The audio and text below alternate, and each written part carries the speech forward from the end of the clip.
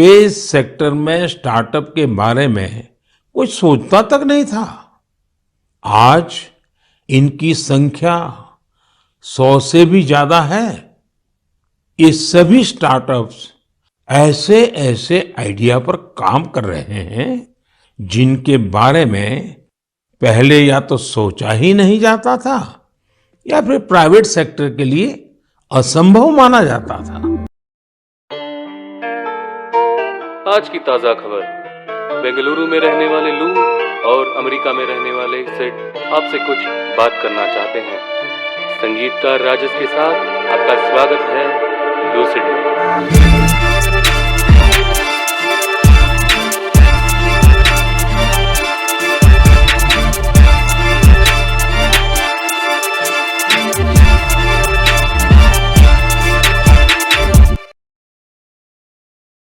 I'm Sid, and this is Lucid. Imagine a time when you had no Google Maps. If you traveled to a new place, you had to ask the locals for directions or know someone in the city. Now let's take the world 50 to 100 years into the future. When there's a possibility of traveling to Mars, you kind of have to know what is the route from Earth to Mars.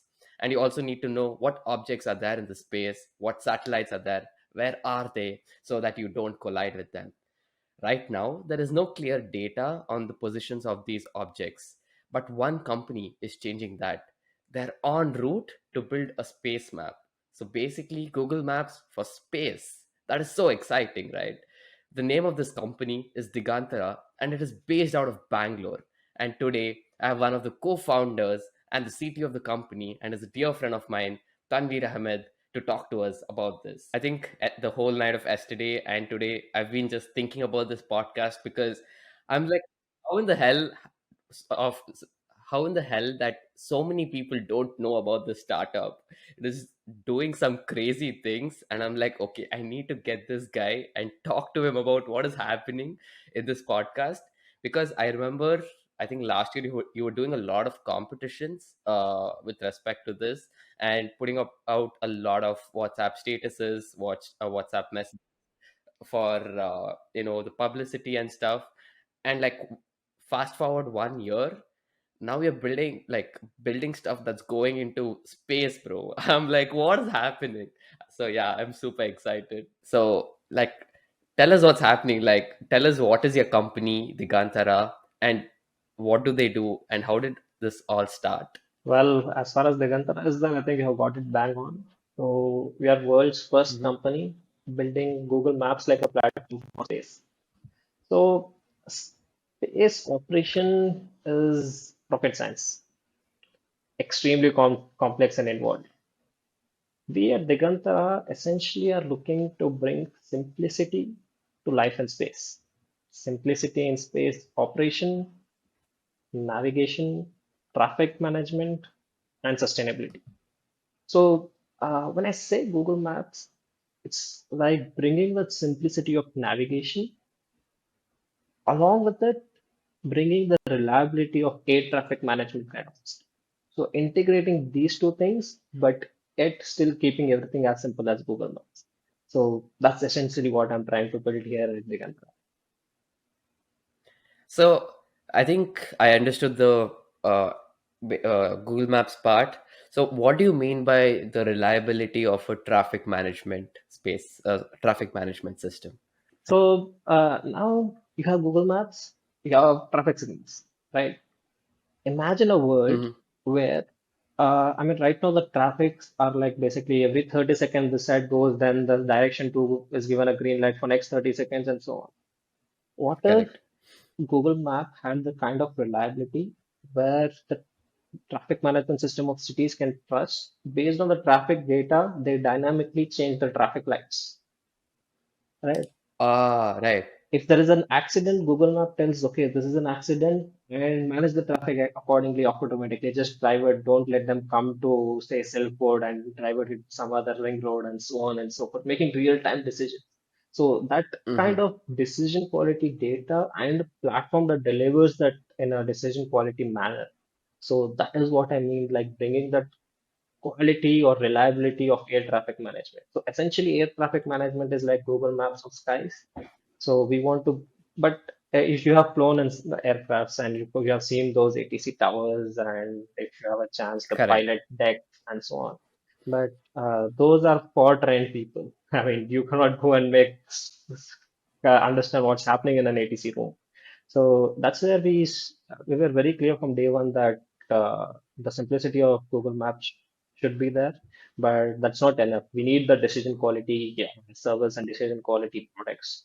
So that's wherein Right. we draw an analogy from air traffic management.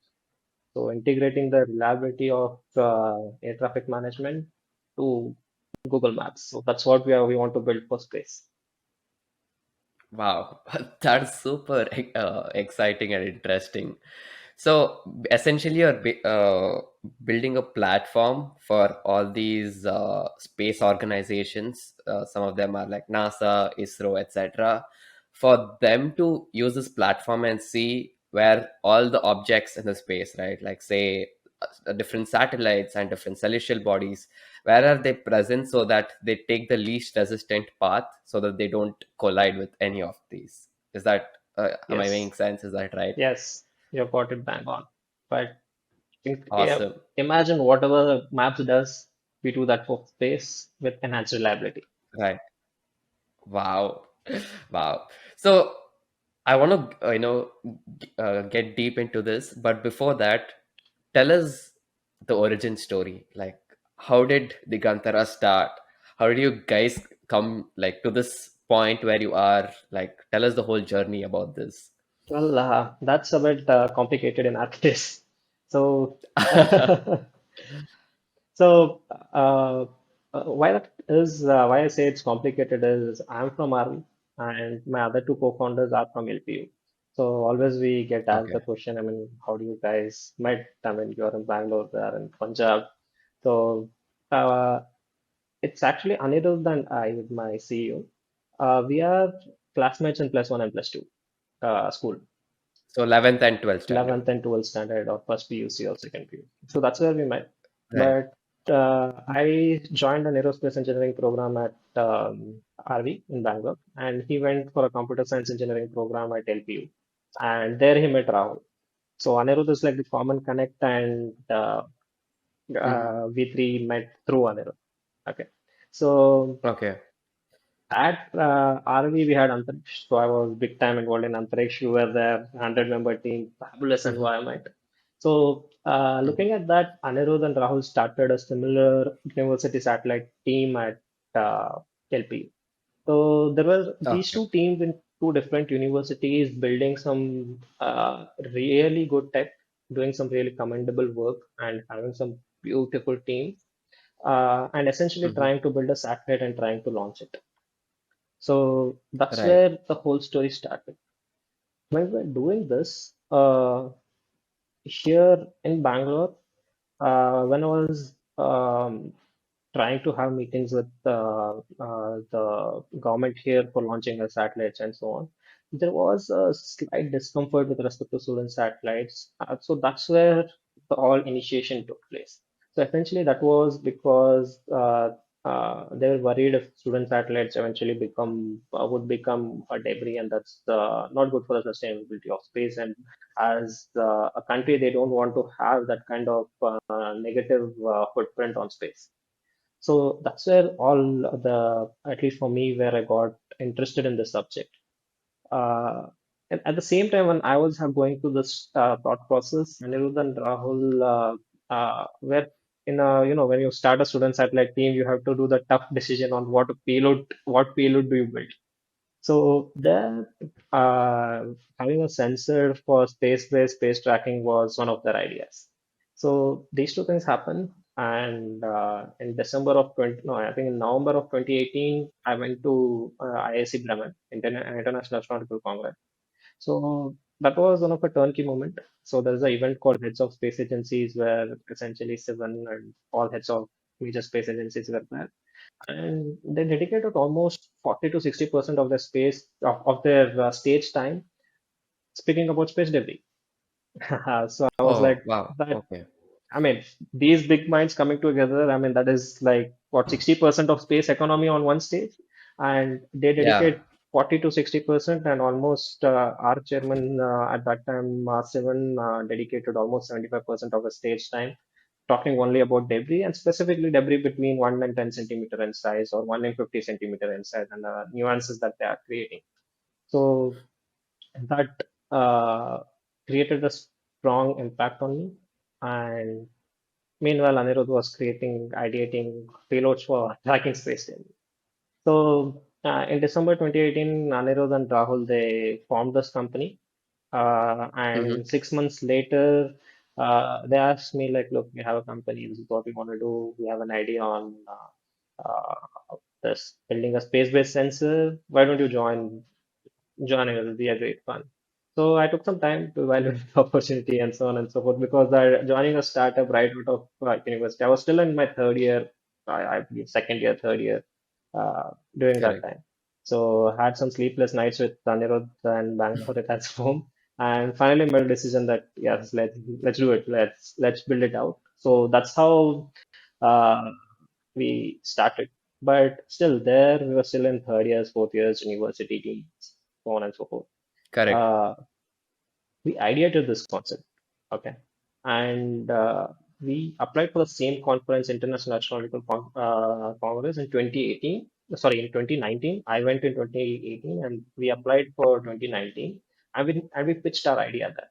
It was in Washington D.C., and we got selected as top 8 ideas of the world, and I think only Wow, one in Asia. But still, we were students, immature, we were together during that time.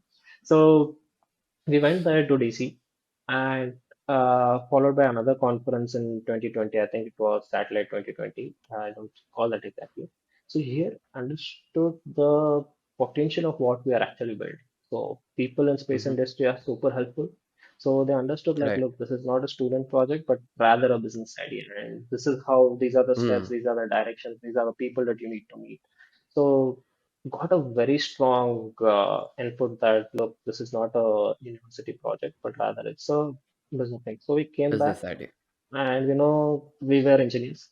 Didn't Hmm, know anything although we had a company incorporated, we knew nothing about uh, the business business side of aspects of it. So it. Right. that's where we got, say, incubated at uh, a 3 months or 6 months course at I am Ahmedabad. I'm sorry, I am Okay. Udaipur. I am Udaipur, Okay. followed by a 3 month business program at US Embassy, Delhi.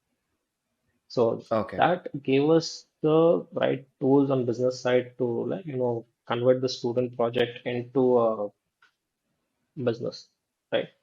Hmm. So that's where right about mid of by the end of first quarter of 2020, we had formulated this. We had transitioned it completely as a from a student project to a business idea, and that's about time COVID hit and all this thing happened. And during that time, we also applied for incubation at Indian Institute of Science. Right now, I am talking from the office that was given to us by the ISC as a part of the incubation. And yeah, so that was the whole starting the initial part of our journey.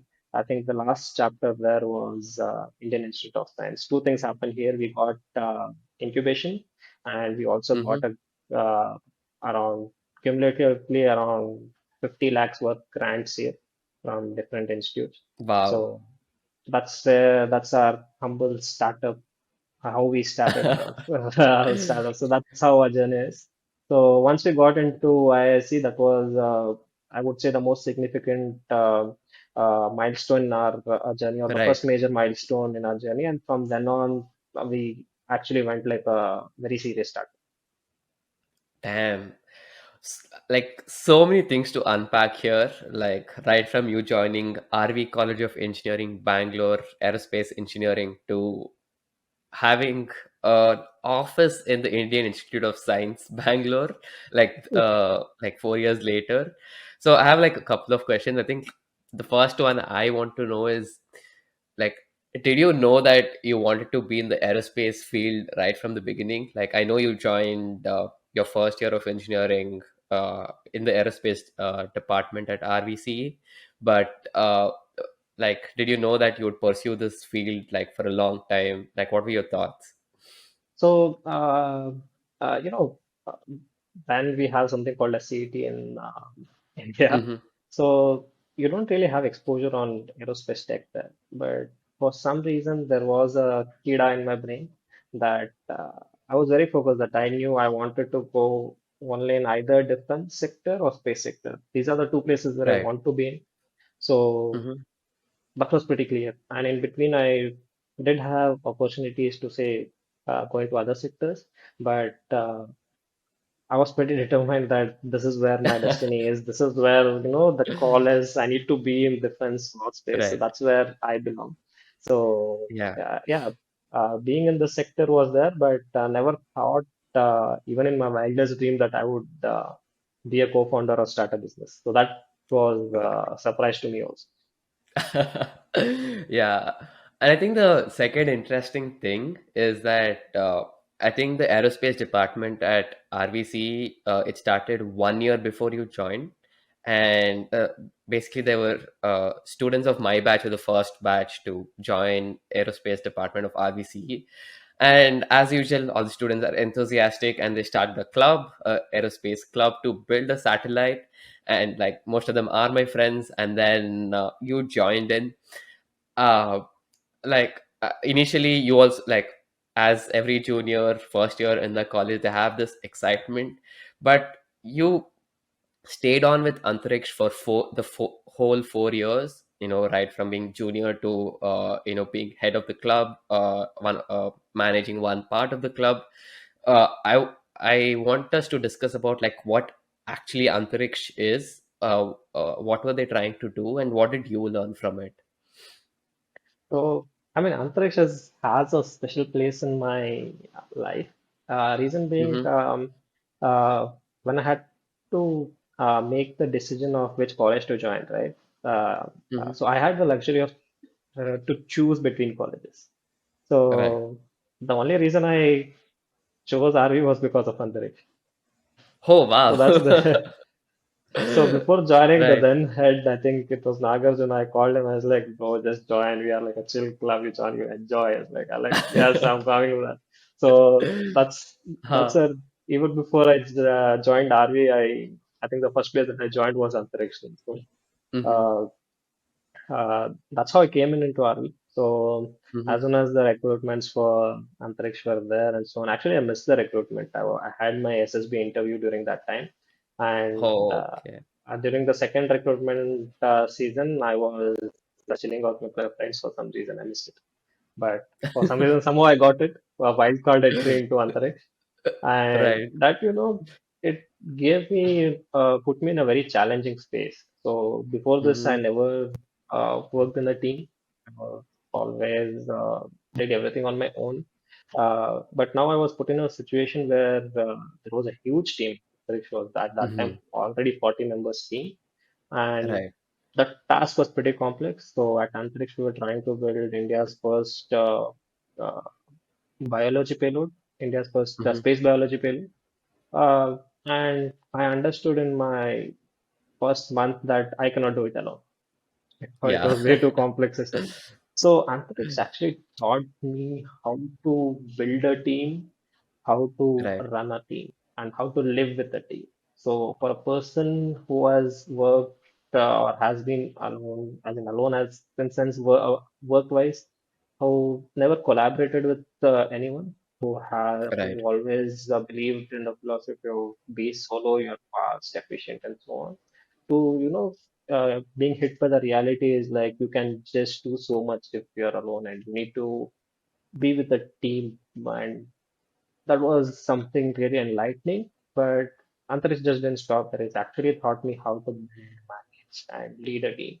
So that's what biggest takeaway for me from Antarish was. Right.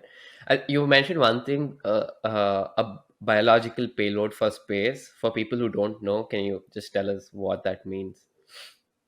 So essentially, we were trying to encapsulate bacteria residing in within the human body and send it to lower orbit and see how it behaves under the space condition, essentially the microgravity and the radiation environment. Okay. And based, we have those growth profiles on ground, and we would get the growth profiles from space, compare it, and see if that particular bacteria that we had freezed upon, I mean, finalized upon, does that selectively impact the human life in space. So that was Right. essentially what we were trying to do. But to build, that was the core idea behind it. But to get it off ground, I mean, multiple Mhm. systems had to work together to bring that idea to life.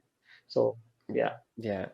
I remember like I joined Antariksh like when I heard about this vision of sending a CubeSat, a small satellite into space, and the number of teams that were working and the number of people who are really excited and are doing the research for this. And I think during my initial years, like I think I joined in my second year of college, a lot of it was theoretical, like people were building mock-ups, designs. But then I think 6 months into it, I saw a couple of teams meeting ISRO, the space organization, and talking to them and actually planning it out, mapping it out, raising funds. Like essentially, Antriksh kind of became like a small startup where it was like a startup environment where you didn't. It wasn't just research. It was like also you had to raise the funds to build whatever you're researching on. So yeah, it was a great experience. Yes. And remember, I told you that ISC 2018, the first space conference that I've been, Right, essentially that opportunity was given to be my by Antash. So we were, I mean, right. say a delegation of, I still distinctly believe, 7 members who were going Mm-hmm. to present a few papers there, and I was leading the group. So Wow. that one of the major turnkey moments in my company Right. happened because of Antash. Right, great. Yeah. So I think after this, like, I at least from what I've known about you, I think Antariksh, gave you a lot of insights and impact of what you want to do in the future with respect to the space field.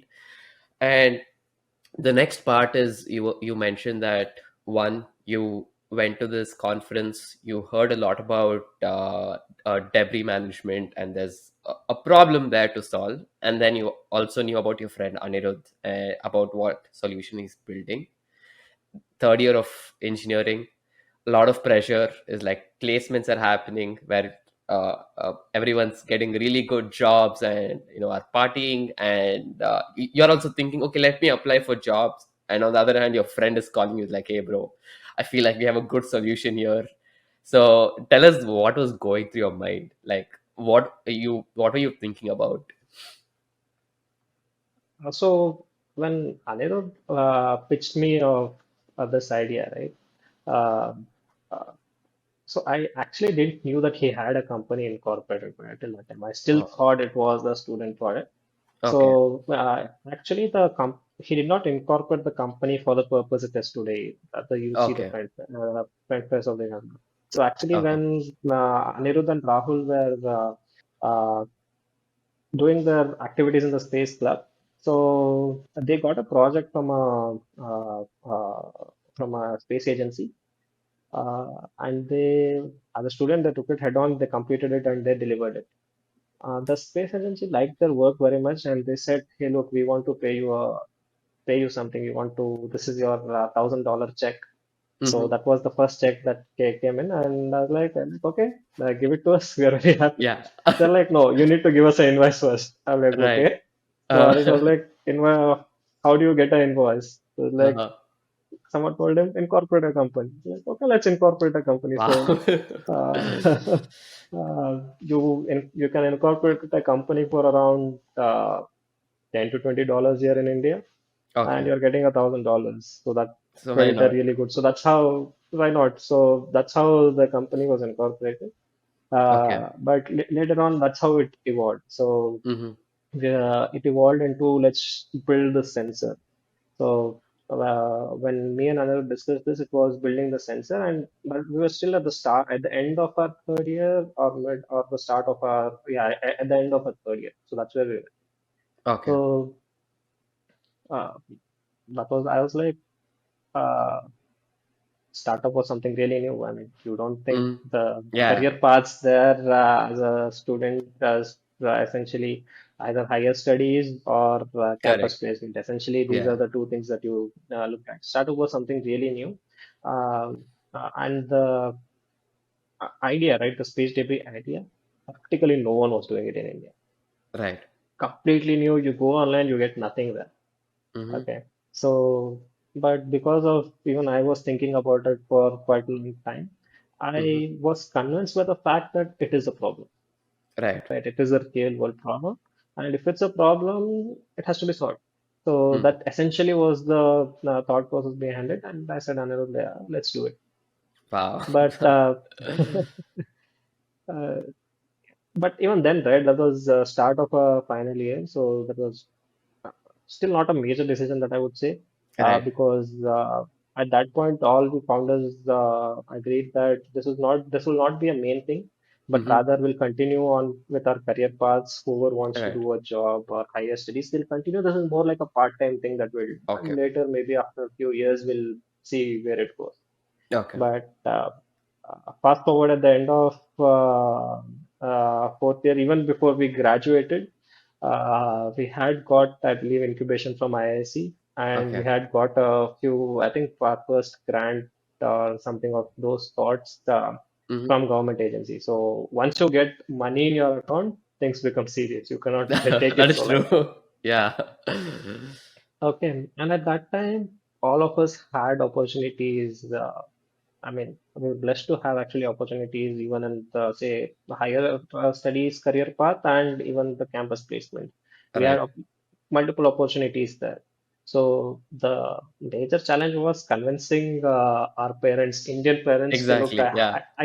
I can get selected to a good college for higher studies. I can also get uh, company who pays me a decent CTC, but I want to reject those opportunities and go build something on my own, right? So that's something that's uncomprehendable for uh, our parents. But even then, they said, okay, we will do it. Let's see what happens. So they were support. Initially, they still don't understand what we do.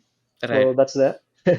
So, but they were supportive there. Getting the support at that particular time, that is right Mm-hmm. about you are graduating, you're Correct. just writing your final sem exams, Yeah.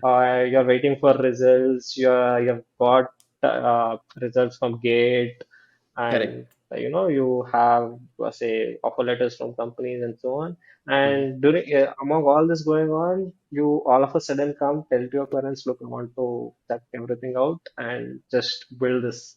This is where I want to go. Where so that was the challenge, is what I could say. Yeah, I completely agree. Like, in my opinion, like if you take like your decision of choosing, say, a startup versus a a big company, or even a master's degree, and you chose a startup, versus your parents not understanding anything about what you're trying to do, but only with their core belief that, like, okay, this guy actually wants to do something on his own, and they agree to your decision. I feel like that's the bigger task rather than you trying to decide, because especially Yes, yes, especially Indian parents at the, like, I've like even I've had these conversations with my parents. It's like, yeah, I want to do my startup someday. I don't know if I'll do it, but yeah, there's always a thought around that. And they're like, yeah, I think you should work for 8-10 years, accumulate good amount of money so that you have a stable life, and then you do whatever you want. But yeah, I commend your parents for accepting their decision for you to do this startup. So I think the next question is, you've spoken multiple times about incubation at IISc. Uh, can you tell me about that experience? Because I think by third year, you had agreed with your friends, Anirudh and the other co-founder, that, hey, we're going to work on this problem, work on reducing and eliminating debris in space. But what is next, right? Like you said, part-time, but one, you have to allocate time for it. Two, like what are the steps for it, and how did you get into incubation at IISc? So, right about that time, right, we realized that working remotely doesn't work. So, Mm. the problem that we were solving was required that intimate involvement, right? Because it was very intricate, many, I mean, countless number of technology drivers that we had to address. Upon that, business was completely. So, having a phone call daily, every day was not helping us, not progressing. So, we knew that. We need to sit together to do this. And also, this cannot be solved by just three of us. We need a team. Mm-hmm. So, office space was becoming a necessity for us. Right. Okay. So that's where we were exploring locations in Uttarakhand, Delhi, Punjab, and Rajasthan, Kerala, and Karnataka. So, so many places. Literally, at least one founder has physically went pitched here and analyzed if this would be a good place to Digantara to make Digantara a home here.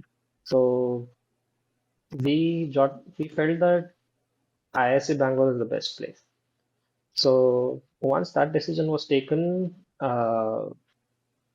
we realized the fact that ISC just incubates ISC startups. So either you have to be an ISC professor, ISC alumni, ISC student, you have to have the Oh, ISC tag. okay. So there were almost like a handful company or almost no companies that were say non-ISC or outside ISC. Mm-hmm. So that was a challenge. So we knew that we wanted to go to ISC, but we had our other threads also open. We are parallelly applying to all incubators. So here we have a good friend startup, Bellatrix Aerospace. They introduced us, or rather introduced ISC to us, Okay. and say like, look, these guys want an incubation, Mm-hmm. and ISC has a really rigorous evaluation process. Almost 6 to 9 months they evaluated us, Wow. Okay. and that's when they gave us the term sheet. Like, look, yeah, you're an uh, so once we got ISC's incubation, we basically crossed down everything else. We Mm-hmm. came to ISC, Mm-hmm. and all these things happening in COVID, right? They have not seen us Right. physically. It's all webcams and so on. Right. Right. So it was in I remember March 2020. They are like, we have got permissions for you. Come to ISC. We want to see your face before we sign anything. Okay. So uh, we came down, and that's when they realized that we have still not graduated. Oh, still that I didn't know. Okay. Wow. Okay. It's like Huh. there was no question asked where they asked when will we graduate. Huh. We never thought that that was mandatory to tell. Huh. So that's when they realized that we are students. Hmm. So they had a quick thought and they came back and said, look, man, if we knew that you are still students, we wouldn't have incubated you. Mm-hmm. But now we have taken a decision and we would go right back. देख लेंगे जो होगा वो देख लिया जाएगा. You are incubated. Wow. So, Okay. ISC was like, वो लड्डू मुंह में आ गया, छिन गया और फिर से वापस आ गया, something like that. Shit, bro. Damn. I thought they knew that you were students because you told it's a 6 to 9 month rigorous process, and then wow. Okay. Damn, that's amazing. So that is rigorous in sense they evaluate the founders, right? How Mm-hmm. much do they know about the tech? Right. How much do they understand about the business? Mm-hmm. How well are they connected with the ecosystem and so on? Right. So we were really strong in those then. Right. So and even at that stage itself, we had good amount of news articles. I still remember by that we had one article on Economic Times and one article on Your Story. So even Ah, that helped a bit. We had good PR back then. that's great. That's great. Yeah. And you said that, you got like a cumulative grant of 50 lakhs Indian rupees. What else did ISC help you with apart from the grants and the office space at ISC for you guys? So I see here they have a really experienced team. I mean, they have people from they who were founding team of TCS. Mm-hmm. So they have one of the team members sits on the uh, board of Hindustan Unilever, I believe. Okay. So we were starting right fresh out of college, and we had these. seasoned industry professionals.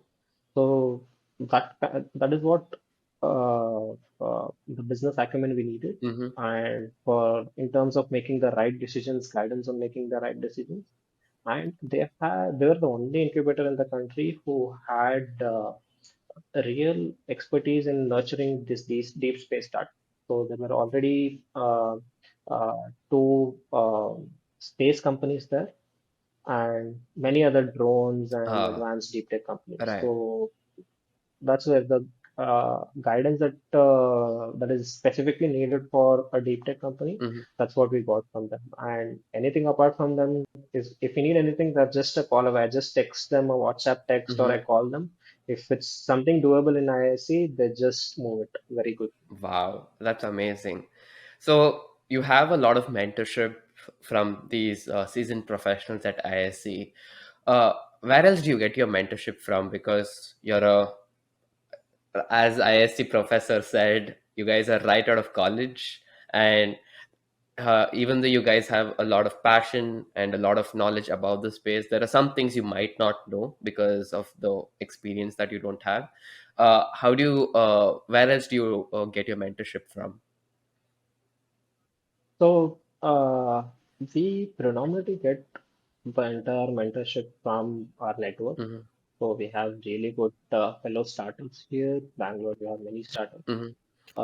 That's the primary source of mentorship. Right. Uh, Along with that, there is the investor community and the customer community. We work with the space ecosystem. Hmm. It's a very small family. Once you meet them, you really bond with them. Okay. So that's where most of the mentorship comes. Hmm. And after the liberalization of space policies in India, ISRO has been a great help. There is Uh, the InSpace team under the leadership of Dr. Goenka, hmm. and also then Dr. Sivan, and right now Dr. Somnath. Hmm. So they are accessible to us on a personal level. I can call them up, and if there is something, I can have a discussion with them. Wow. Okay. Or if I want to physically meet, I can actually text or get in touch with the chairman of ISRO's the team, Hmm. and within a week or two, I get a meeting, in-person meeting slot with them. Wow. Okay. So, I mean, this is the head of space agency. He Yeah. knows everything about space Yeah. happening in India. Correct. So that we do get.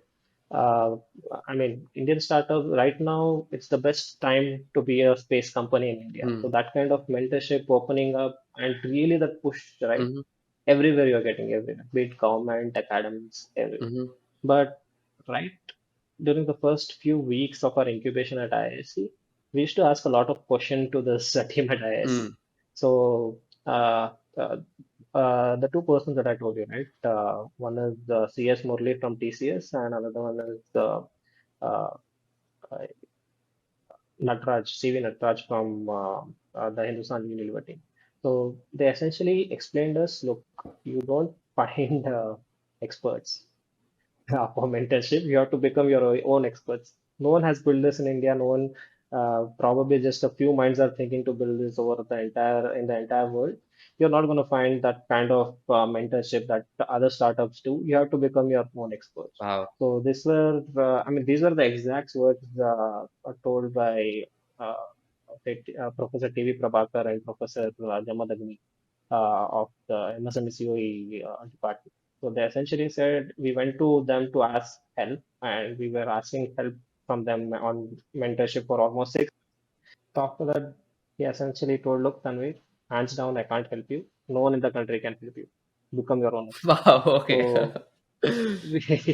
So so in many things, we are in a situation where we don't get any help, Mm-hmm. and that has made us, I mean, learn many things, and has brought us that maturity, like to build something entirely new, first time in the world, first time in the country. Right. So the kind of decisions or thought process you need to go in, we have more or less trained organically on it. Hmm. And anywhere we are stuck, there's obviously the people all around us are ready. Damn. That's damn cool. At least I am just fanboying right now. But we spoke a lot about your journey till now. We've spoken about your incubation at ISC. The next part I want to touch upon is you guys are 20-year-olds who are running a company. All the three of you are not experienced. You haven't joined any company. Like, and you just started a startup, right? Initially, it was like a project, as you said, it's a part-time project. We'll see where it goes, and then if it becomes big, but became big too quickly. So how do you decide, like, okay, cool, Tanveer, you're going to be the CTO, the other two founders, you're going to be the CEO, this is the structure of the company, this is how we're going to split the partnership in the company. How did you decide all of this? How did you have all these tough conversations? So when we started out, right, when we had the incubation, so these roles and responsibilities of founders are not pretty Hmm. clear. So the first feedback that we got was you need to do this. And it was a very tough decision because all three were doing practically everything. Exactly. Well, I was making some temp pitches, Anirudh was working on tech, discussing with investors. So all these things were happening. So, but once doing that initial work, as in the work was not so much, you could say, it was still manageable. As time went, the scope expanded Hmm. gradually. And organically, our roles aligned. It's not like we sat together and we never, till date, we founders have sat together and say, you do this, you do this, you do this. Okay. Uh, that clear demarcation was never drawn. And that is usually taken as a risk in almost every area. Everyone who tells they don't have founders agree, I mean, they don't have clearly demarcated responsibilities. But that's actually a core strength for a company like this who is building something the world has never seen Hmm. before. So if I mean, I can go and pitch to investors if I'm good. For some reason, it's not available. I'm not there. My two other co-founders can Right. pitch in and fill my shoes. So those are there. But how we decided on the roles was more of organic nature. When this happened, I more or less tended towards technology. Rahul more or less tended towards the management of the operations, legalities of the companies. And Anirudh was always the front face of the company, pitching at events. So naturally, we said, okay, we already are doing these roles. Just let's take those Right. titles also. So that's how it happened. But I mean, we still have that strong connection, Hmm. right? So I can any day pitch in Rahul's shoes and shoes. Obviously, in each other's shoes we are efficient, but we'll still do a very pretty decent job in each other's success. Right. So that's actually a strength in That's our great. case. That's great. Yeah. And then I was talking to you, and you were telling that now you're a 10-member team. Initially, you started out three, and then now you're a 10-member team, and you recruited also some of the RV kids, RV juniors too. So, a couple of questions. One, how did you convince these uh, these students to join right out of college as full-time employees, not contractors, not part-time, not interns, but as full-time people into your company? And two, what salary are you giving them?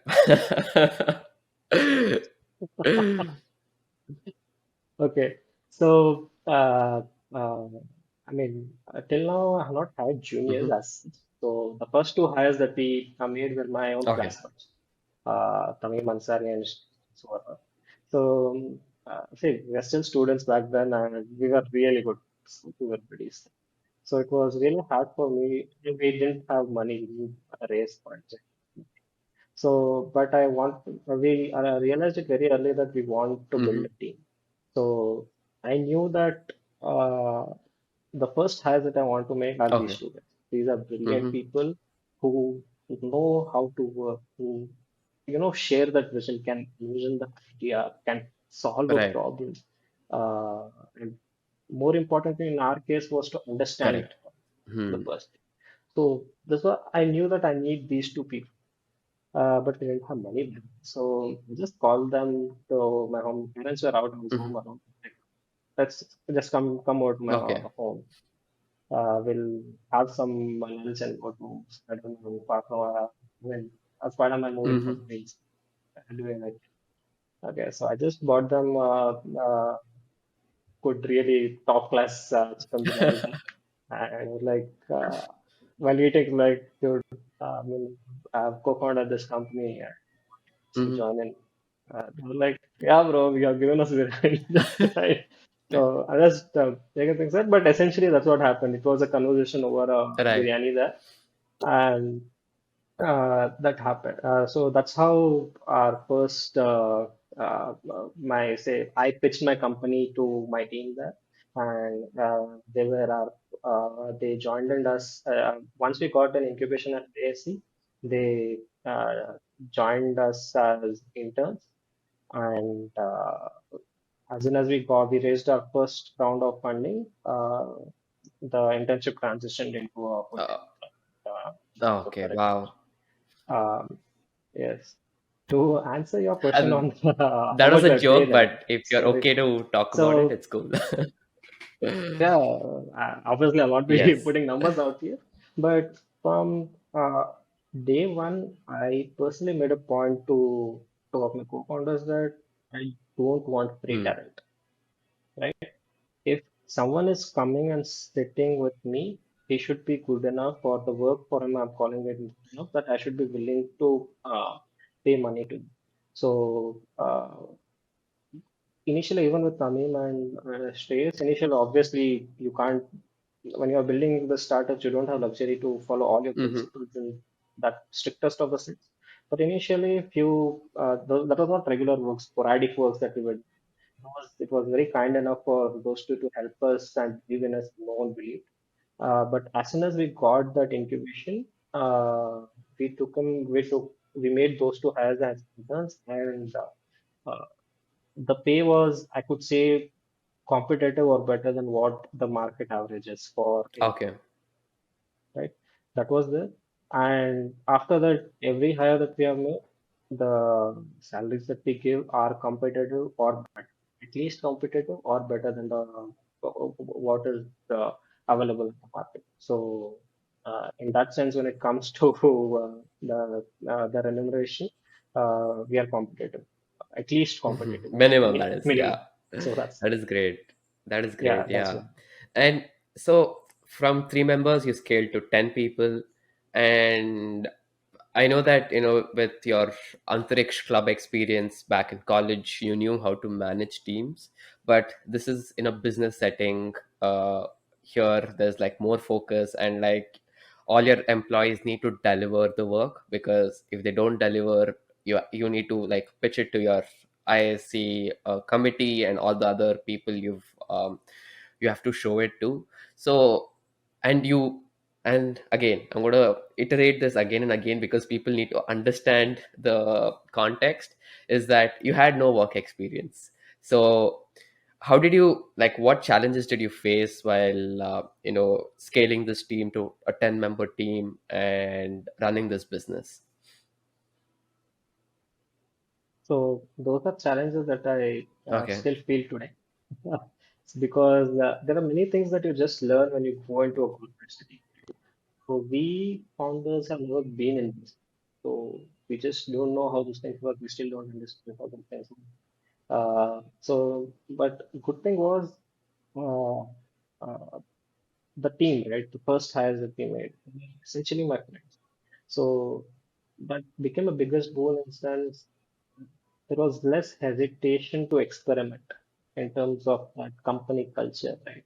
So we have at least experimented with 10 different Mm-hmm. company cultures and have uh, the company culture that you would experience when you come Right. in Vedanta, right? So chilled out environment, yet serious enough to build Hmm. space maps, right?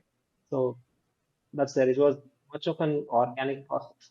And just a quick shout out. We have just released two JDs today. So in case anyone is interested to be part of our family, please do apply. We'll be happy to. Wow, yeah, that is really interesting because I think experimenting with cultures is very important, because sometimes what people think is, okay, cool, we'll start this company. This is the culture I believe in: openness, transparency, etc., etc. Bring in people, and sometimes it doesn't work because people are different, right? Like your perception of them and what they actually are sometimes differ. And experimentation is very important because then you kind of see which culture do these people react to in a positive manner and set that up. So I think that's a great insight. So like I'm just very excited. I'm like, wow, so much has happened over like the last 3 years in Tanveer's life. Yes. So, I mean, Hmm. establishing the culture, right? That was one of the very few uh, aspects of the company where all three founders sat together Hmm. and figured it out. So, I mean, if you right now, the way we work, it's very difficult to get all three founders together uh at one place. I mean, that has not been right. from quite a long time. So last time we three were together was at the launch of a satellite, and that was for around 24 hours. Oh, Again, I'm in Bangalore. My one of my co-founders is in Uttarakhand. One of my okay. co-founders is in Germany. So that's how it is. But the company culture, right? Got us really scared. It was a very uh, tough decisions that we had to make. That how do we do keep decisions there? Because we spoke to our friends who Hmm. are in a corporate setting, so everyone had a particular culture, and it was like the most driving factor for people to join in. So how do we make our people comfortable? So that's where those experiments came in, right? Like few tech companies or tech startups, they have something called as Correct. stand-up meetings every day. Morning they come, they have one meet. We tried that out. It failed miserably. Our company, our team was getting depressed, essentially depressed, and we were also Mm. getting depressed along with that. So I mean, those things don't work. Then what would work? So the current culture that we have it just happened purely organically, and it's working Mm. best in our case. I'm really proud of the culture that we have set and also the team that we have made. Have many things that we have built that are world's first and Indian and that have been validated by really competent people. And I mean, it has been something that came organically and Wow, worked very well. that's really great, bro. Yeah, I am super proud of that. And the next thing I want to talk about is your product itself. Like we mentioned, like you guys want to build a product that is similar to Google Maps for space, which has the simplicity and the reliability. Uh, but like, what actually is the product? Like, what are you guys actually building? Can you tell us about that? Okay. So, Space Map, right? It's essentially, we call it Hmm. Google Maps like platform. So, there is a good thought has gone on why do we have chosen that set. So, this is not a single technology that we are building, but rather it's a conglomeration of multiple technologies into one single platform. So, there are many things, right? Many things that we have. So, essentially, we have uh, three primary technology drivers. So essentially, Space Map is not a standalone technology, but rather a conglomeration. Integrates multiple technologies under one, right? So there are essentially three major technology groups, three major technology drivers that go in building Space Map. The first one is we need to gather data, right? So Mm. that's what we call SCOT, Space Climate and Object Tracker. So this Okay. essentially is a hybrid database of data of space objects and space weather. We have multiple ways to gather this data. Why we call it as a hybrid data pool is we are building our own proprietary sensors to for this data, both ground-based and space-based, and also partnering with Hmm. multiple companies who already have this infrastructure in place to get that data into our platform and integrate this data to make sure we bring the efficiencies and accuracies in that data, right? Okay. So the next part is once you have this data, this is no regular data. These are raw data and people can't understand it. It cannot be utilized by almost by anyone. You have to tag this data to orbits, right? Mm. You have data of objects and weather from multiple sources.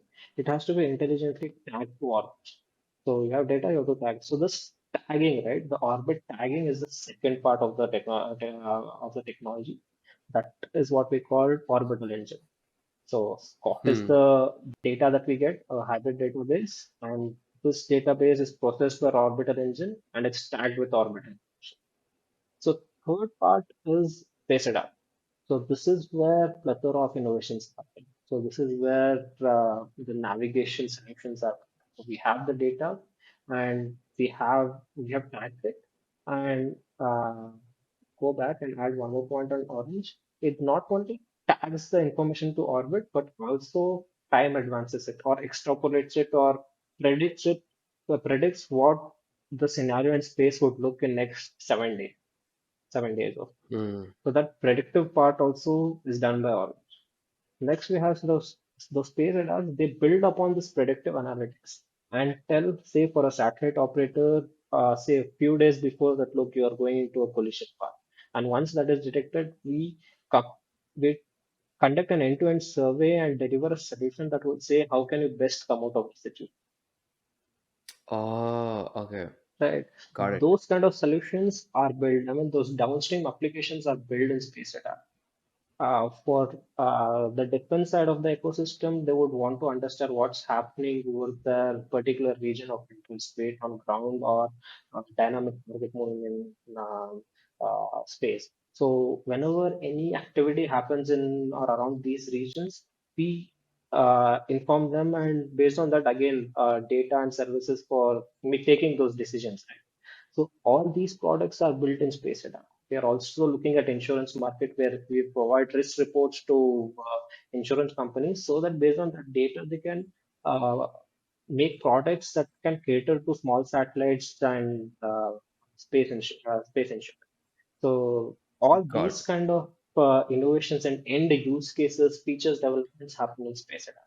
So essentially, in short, Oh, all these things get integrated into a space map, and no matter who you are, if you are interested in space, we can give you the data to support your ambitions. oh, okay. Got it. Got it.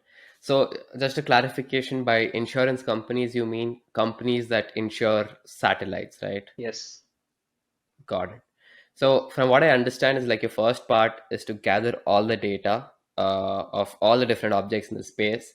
Second part is to visualize that, like say on a platform. Okay, cool. Like if this is the map of the space, okay, at this particular location is this object, and then provide that platform to all the other people so that they can reference this and use it for whatever purpose. Say like tracking their routes for launching their satellites or rockets, etc.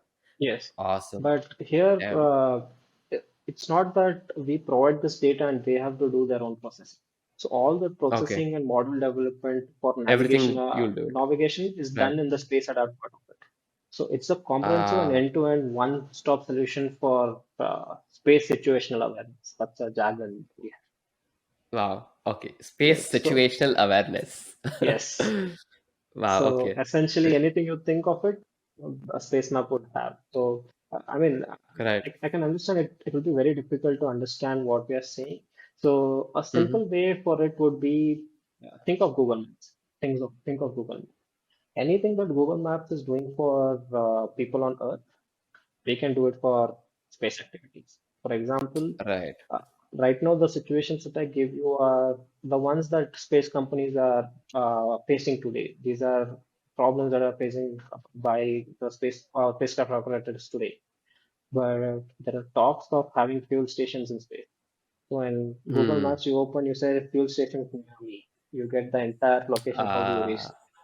Once fuel stations are up in space, you just tell how do I reach a fuel station, and we tell you how you do.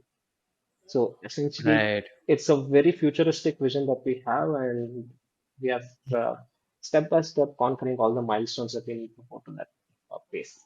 Damn. Okay. That's amazing. So you told you're the world's first company to that is trying to do this.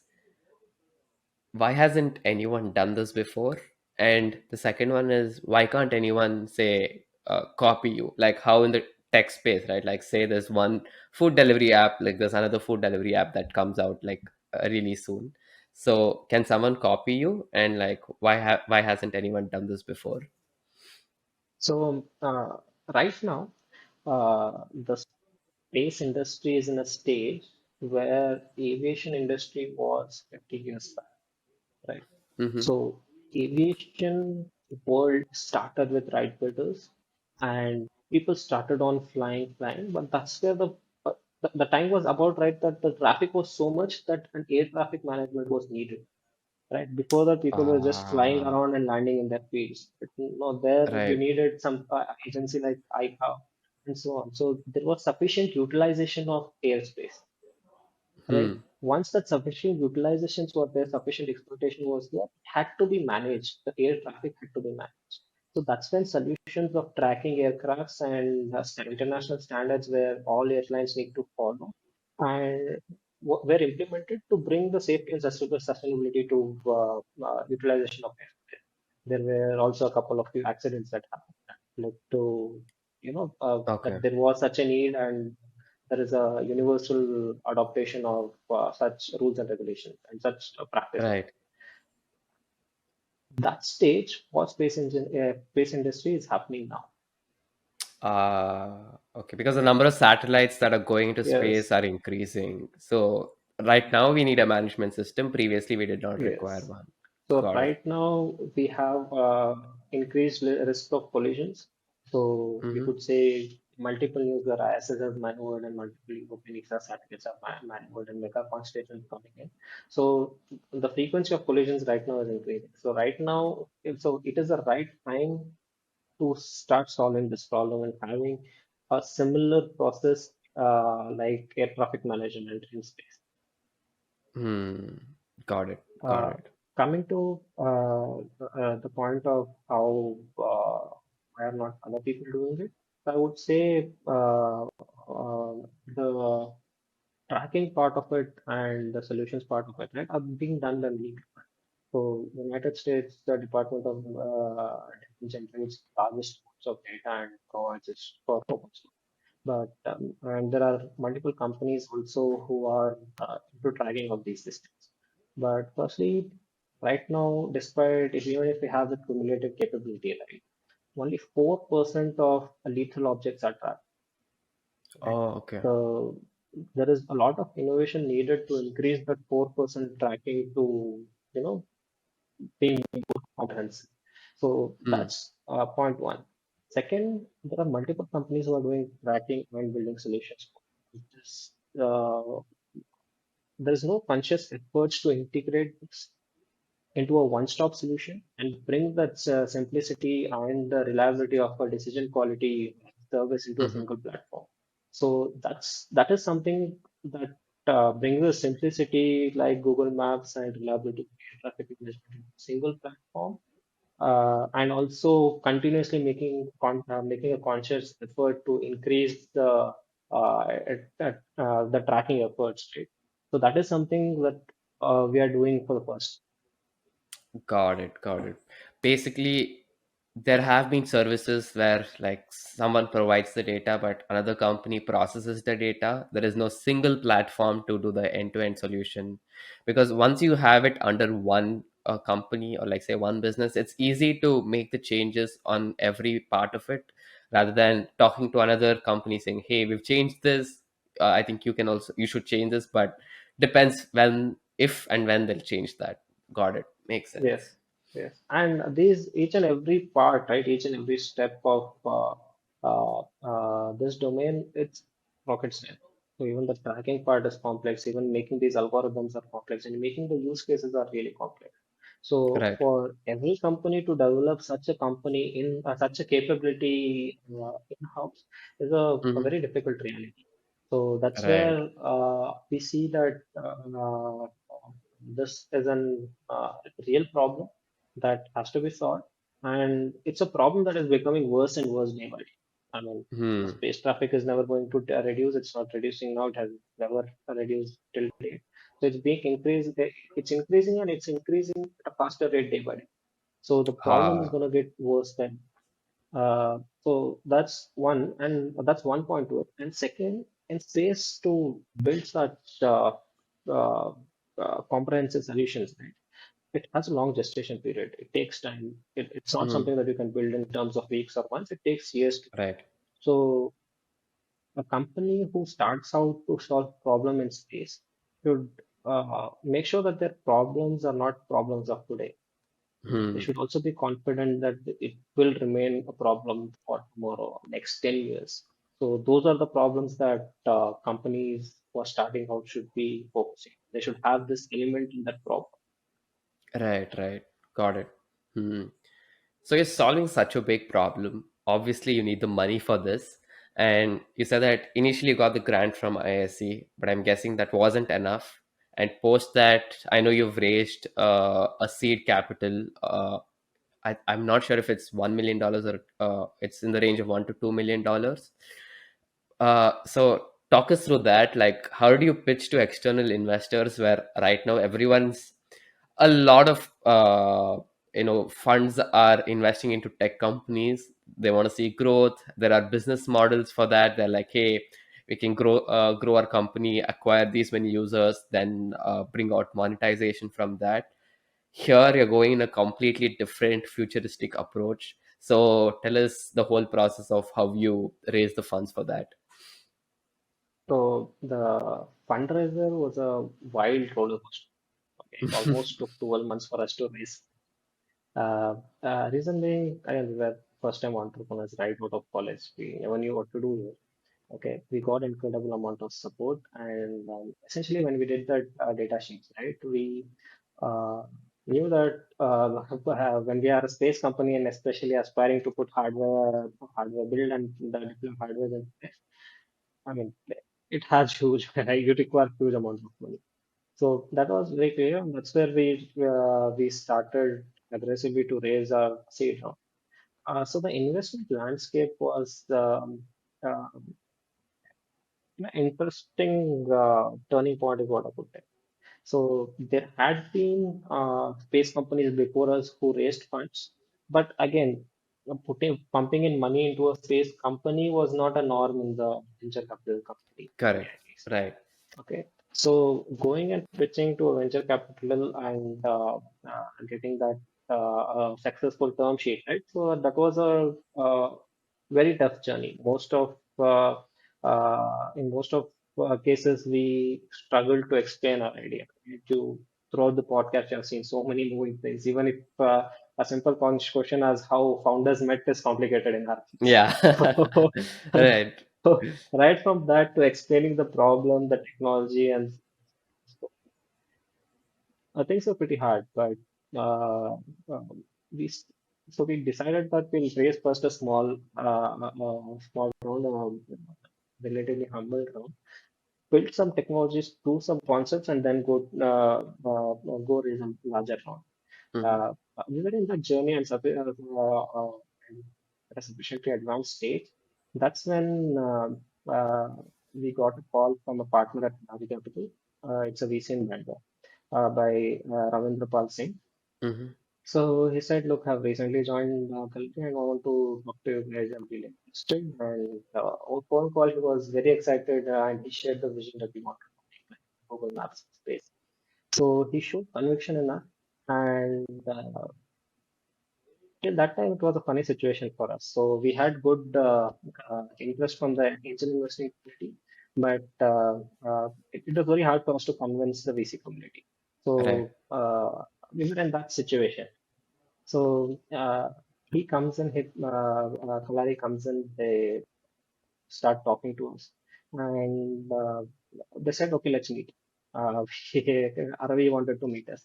So one day we decided that we meet in this office, uh, and that day was a wild day, a very wild. Oh. So, so there were many things happening.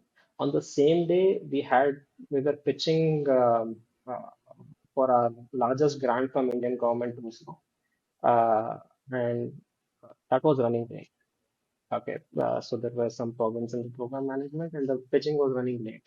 And one of my co-founder got a last minute call, and he had to run out for something. And the same day, my sister unfortunately met with an accident, Oh, and I got a call, and I had to immediately leave for hospital. right. So there was just Anirudh in here managing all the chaos, and he had to also fix. So Ravi came in. He saw Anirudh. Anirudh said you have to wait for 2 hours, Oh, essentially. So that's what right. we told a partner of a VC. Right. I mean, you're expected to, like welcome them, Correct. like Be on make a time. very friendly Yeah. conversation, have all this. But when he came in, there was like complete chaos in our office. Shit. So two of the Okay. founders were not there, and it's Uh-huh. just one founder, and his whole idea to come here was to meet the founders in the team. Founders. Right. Yeah. So yes, so he essentially after that he said, "You guys continue with the work. I will go back." So Oh, that okay. happened, Uh-huh. and he was very kind enough. He actually understood that we were in a tough situation that day. Many things sporadically happens, like my sister's case and so. So he Right. said he didn't actually take that to heart, and he actually called us for another meeting Mm-hmm. after a few weeks at his place. Mm-hmm. And again, that was a breakfast meeting. So Mm-hmm. this was the first meeting that we were having at 8 a.m. in the morning, Mm. and we were not in town the previous day. The same day we Damn. came to Bangalore and had to. And Kalari's office is like beyond KR Puram, if you know the Bangalore landscape. Right. So we were again late to that meeting. Huh. Okay, so that's how that's why I call that as a wild roller coaster. So that's Mm. how our investment journey has been. But then we started working with the team. They understood what we are building, Right. and after a week, uh, just after a week, we pitched to their decision makers, and the same day we got confirmation that they want to invest in us. Oh, And damn. Okay. that's how we raised our $2.5 million seed. Wow. What a roller coaster journey. And especially the silver lining at the end that, okay, we are getting seed capital for this. Wow. But I know that with the recent news of like your progress of launching recently on June 30th, launching a payload and raising the seed capital, do you get a lot of interest, for funding? And like I feel like a lot of funds might be like, okay, cool, we want to fund for this much percentage of the company, and like what is that situation like now? So yes, so once we raised money from Kalari Capital, Mm-hmm. so we were laser focused on our milestone. Mm-hmm. So we had the money that we wanted. Now it was all about fulfilling the promise that we made to our investors of achieving our milestones. So launching of technology into space and making sure the downstream products or engine space adapters are ready. So all the things we went on there. And I mean, we have met all the objectives successfully. Right. In just, I think, exactly 15 days back, we launched our first day. Mm-hmm. So a lot of the investors, yes, are interested. We have spoken to many. Uh, but the case was we had raised money, we had money, and we were focused on building Right. technology, right? So we have achieved something, even on timelines, something unprecedented. Mm. So the space cover payload that we launched on board PSLV, we built it in around 6 to 8 weeks. Oof. Right, Okay. that is like something unheard of. Yeah. Right, so those kind of timelines we were able to meet, like the dynamicness and those quickness and slashing of timelines. So right now we are in a stage where we are closing many threads of our milestones, so that we, uh, you know, I mean, uh, put those final conclusions in place. Everything Right. is done to put the final full stop there. So those kind of activities are right now happening, multiple activities there, Mm-hmm. and we'll be actively raising funds in next couple of weeks. Oh, wow. So right now we are not. Right, Right. next couple of weeks we'll be actively raising and starting to Right. speak to many investors. But I could say that we are again blessed in this case. we already have a lot of interest, and Right. many VCs have already, have spent a good amount of time with us to understand what we are doing. The interesting thing is they did this knowing that they'll not be able to invest in us in any time soon, right? Hmm. So although we made it clear, like, look, we are not actively raising funds.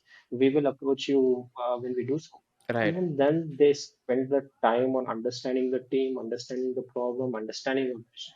So that puts us in a really good spot. Yeah. Uh, uh, uh, to raise funds. But nevertheless, we know last fundraise was not a piece of cake, and the next one will not be.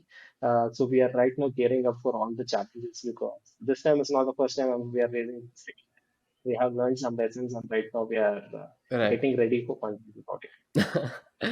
I feel like, as I was telling in the beginning of the podcast, like last year you're doing competitions. This year you're launching a payload into the space. I feel like, say, a year or two from now, I'll be hearing it in the news saying like, okay, what, India's first space unicorn or something like that. I'm like, whoa, my mind gets blown. Inshallah, Yes, we reach that. yes. But I know we have spoken about this multiple times. On June 30th, you guys launched your first payload with the PSLV C-53, and that was incubated by the Society of Innovation and Development. What is that experience like? All of us have seen rocket launches, on live streams, but actually, like, putting like your payload into one rocket and actually like going and seeing this rocket in your eyes, and you've also told me like you touched the rocket, so tell us that whole experience. Yeah. So essentially, from quite a long time, we were in touch with ISRO and space team that look, we have built a really cool sensor, world's smallest space weather instrument, and so on. It has many world's first and India's first, but we need your help to support handholding and taking it to space.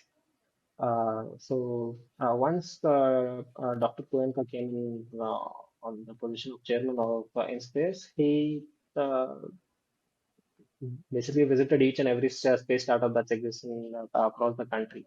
So he was here physically head of the promotion part of space agency, and we just gave him two asks: make regulations easy, and we had to the hardware is done, take it to VSSC for certain compatibility checks.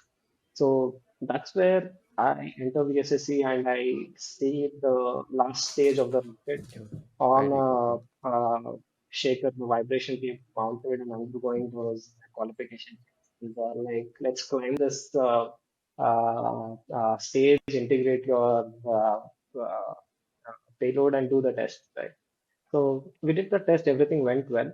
And there, almost the test went on for 2 to 3 hours, and I mean, I was amidst the pioneers of space technology. Correct. Right? These are the people who were in the team from when the first PSLV was launched. First PSLV was built, and this team coming to me and telling, like, look, when we understood that it's a 6 to 8 weeks timeline, we thought a company like you couldn't build.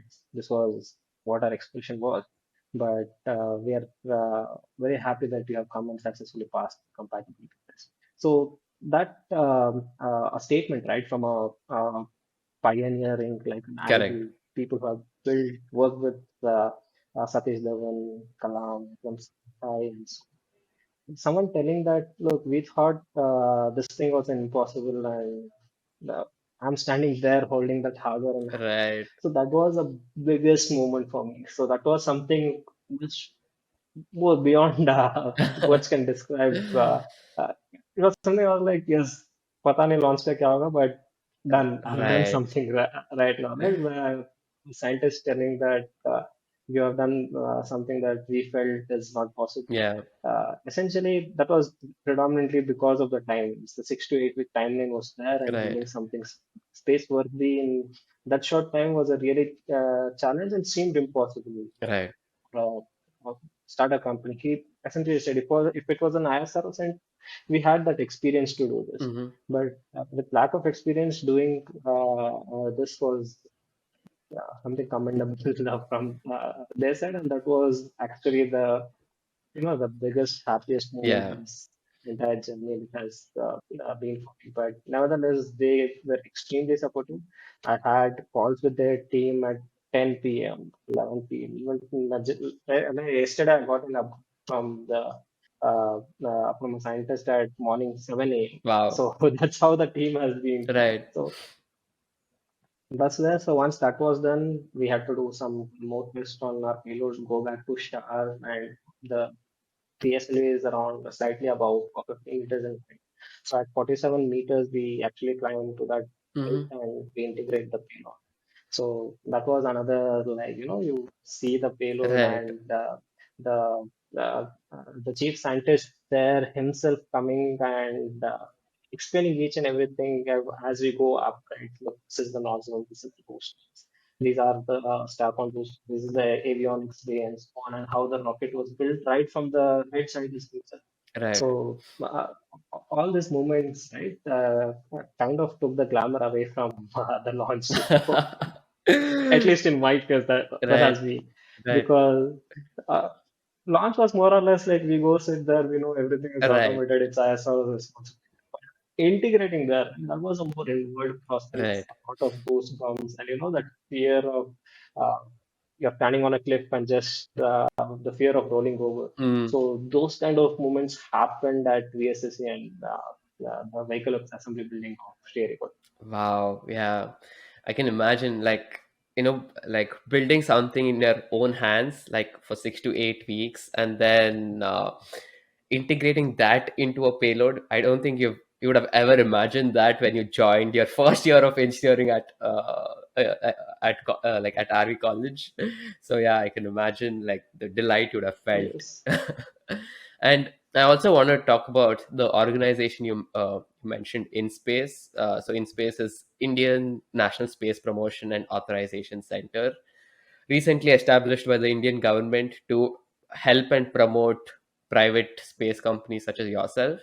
And the exciting fact is Tanveer's company Digantara is the one of the first two companies to get a permit to do this, to do what they're doing, and get help from ISRO to do it, which is like a great, commendable achievement. So, do you want to talk about it? Like, how did you get the permit with InSpace? What are the questions that the InSpace organization asked you? Yes, so I think in this particular case, for this particular question, I must confess that the in-space team has to be lauded more than the Tantra. Mm-hmm. The reason is, see, when it's any government entity, they operate on standard operating procedures that Right. are approved by government, well understood by all departments, and so on. In-space didn't have that. It Hmm. was just a new team, new department which just formed. People have just got positions. I mean, they don't have those maintenance staff, even those things the scientists had. So in this particular environment, they were able to I mean, facilitate this launch for Digantara and Dhruva. In many places, we were like just stuck. I mean, we don't know what to do. Hmm. So even in those places, I still remember I just wrote a mail to the InSpace team. I want to have a discussion with Dr. Goenka and Dr. Jain, some concerns that we have Right. that I have. So with full, the heavy heart, like there was a risk that I I may lose the opportunity of PS4, Right. right? It Right. was a really serious risk. We were in that kind of situation. Like, look, we have done so many things, but we may not be able to take ride on the Hmm. PSLV. Ha. So, in that situation, that heavy heart we went in, with those problems. And the first thing that I hear from Dr. Gupta is, look, don't tell me all this technical stuff, nitty-gritty things. Those are solved. My team will get in touch with you. You have asked for all those technical help. It will be given to you. Wow. Okay. Right. You tell me what are the problems you have. I don't want to talk about the PSLV C53 missions. Right. Everything, whatever needed in the something, anything that is possible. The only thing that I cannot do is make the rocket wait for you. Hmm. Okay. I mean, because of you, the launch date is not going to get changed. Hmm. anything apart from that, anything under the, obviously, within the bounds, wherever I can move out of my way, and any way that can help, that is assured. You can take it from me. You tell me what are the problems here. Wow. So, so that's why InSpace team had to be lauded, and even in those cases, we're facing issues on some India Right. investment scenario and regulations. We explain simple tools. Mm-hmm. This is what is needed. Uh, and he's actually taking it, and his team is taking it to Chairman Department of Space and the PMO office for bringing out regulations and pitching it to Commission to actually make life easy not only for the Digantara but any space. Right. So that opening up of space sector and formation of InSpace and having such a brilliant team there. Yeah, right from say Jidesh, PK Jain, Jagati Priya, these names, Brijesh and so on. Mm-hmm. The team has been wonderful in helping us. Damn, that's really amazing. Yeah, it's like what InSpace has been instituted recently, so I'm hoping more space startups come into light because as far as I thought, there were like very few startups, but like after I spoke to you, there are like so many startups, but like we don't know about them, but hopefully they can come into light because of this. And I'm just reading about this. The second interesting point is the other company that got its space permit from InSpace. The company's name is Dhruva, and it was established in 2012, and it has like 40 employees with loads of experience. And I'm like, how did this guys do that? You guys like get a permit like which a company of so many experienced folks and like years of experience got it. I am still mind blown about that. So that's essentially right. So that's what our first ask was from InSpace. Like we want simplicity in regulations. Yeah. This is making like so once the authorization process was there was nothing so complex things that we couldn't do. Hmm. Okay, they made it in the process of authorization was made it in, is was made and right now being refined in a way that it is startup friendly. Right. It's friendly for doing say business in India, launching satellites. Hmm. So a commendable job done by the space team and making those making our lives simpler. Yeah, that makes sense. Yep. And another achievement, at least for me, achievement of you guys is getting mentioned by Narendra Modi, the Prime Minister of India, in his monthly Man Ki Baat sessions. Congratulations on that. So yeah, but Yeah, so even that, mhm, I have to acknowledge the role of InSpace and Dr. Somnath and the ISRO team, right? So it was the inauguration of InSpace headquarters at Ahmedabad, mhm, and they had a small exhibition there, and uh, the Prime Minister is very much interested in space sector. mhm, So he himself was there to inaugurate the facility, and there were 10 startups selected to have an audience of around 1 minute with Prime Minister. mhm, So that's there, and uh, it was our lucky would say that Prime Minister arrived 15 minutes early, and he was very much interested in spending time with startups. So instead of 1 minute, he almost spent around 7 minutes with wow, us. And the most, and uh, uh, it's a proud moment for me because he didn't only like had a chance to meet him, but also among all startups, we were the only one whom a discussion happened, oh, okay, and also the discussion went on for the longest time. wow, So that's wherein you hear Prime Minister saying that he challenged us for in the space as sustainability. mhm, So that's how it happened. So getting the challenge, it not just having a conversation was one thing, right, but getting challenge was something never expected. wow. So yeah, again, a big kudos for ISRO in space and NC. That's amazing. Yeah. I've enjoyed this conversation so far. So, but we have to end it. Otherwise, our audience won't go on listening to this. So, the last question I have is, So, what are your future plans for this company, and what do you think is the future of Indian space domain? So, as a company, right now, we have launched the first hardware to space. I mean, or I can confidently tell that all short-term, the payload is working very well. We have established communications with Mm-hmm. it, and all short-term objectives are satisfied. Right. So right now we are in process of validating those longer-term objectives, and also on hardware side, we are building more hardware for both space weather and for tracking space objects. And we hope to launch them in the coming year and improve our technology. Whatever we have done with the space weather, the same thing to prove to the world that we can build sensors across the domains, situation Mm-hmm. markets. And next thing is almost no one knows of what we have been doing in software and what's Mm-hmm. happening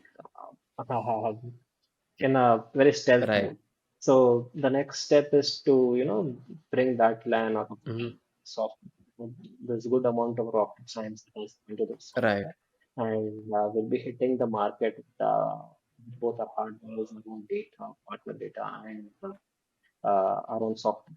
So that is the thing that we are slowly inching towards. And yes, long term, we want to build the space map to create that simplicity. We really want to bring that Mm-hmm. simplicity in space operations. We right now, you see, all three founders are at different places, and we're closing many critical loops and technology business part that will enable us to uh, achieve our Mm-hmm. goal.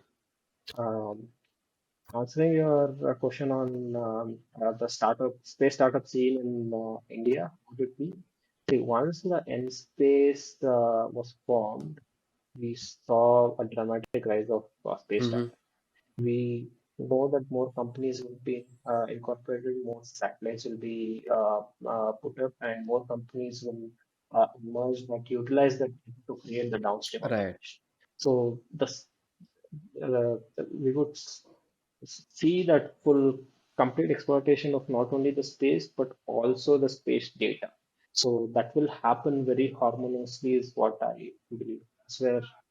Uh, that's where we are headed. Wow. I think on that note, we'll end this podcast. Like, I've had an amazing conversation with you, Tanveer. Thank you so much for doing this conversation with me, and I'm looking forward to see all the great things you guys are going to do. It. Thank you a lot, Dixit. It was a pleasure talking to you. A good discussion, and I hope we meet again. Yes, definitely. Thank you so much, Tanveer. And I am Sid, and